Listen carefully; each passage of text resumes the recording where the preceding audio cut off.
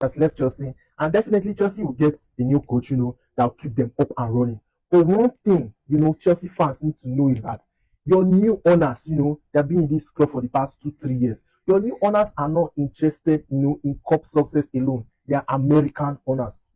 They have brought in, a transfer strategy of, signing young players and selling them on a high, and that business has been working for them. If you look at it, they've been making last summer they made over 200 million in terms of profit of selling players, and that is going to continue.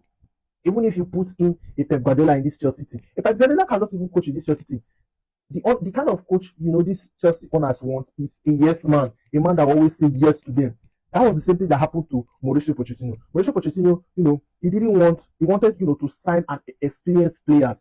He wanted experienced players in the squad, but the Chelsea board, the Chelsea owners, they like their strategy, their business strategies, and that will go on. So Chelsea fans, people will just have to, have it at the back of your mind that you may not be achieving that success you need. I know Enzo Maresca, he had bad results in this Chelsea team.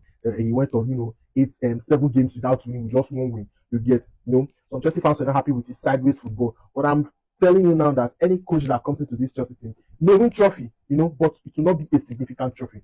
Just have it at the back of your mind. Enzo Maresca was a top coach for you guys. It's New Year, and January transfer window is open. We have some very outstanding races, in different parts of Europe and also in the Champions League.